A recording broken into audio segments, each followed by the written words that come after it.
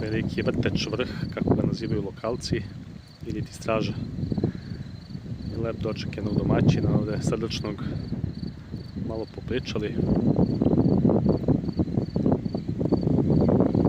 Sad uživam u pogledu ka vrhu obla i grebenu malo krša.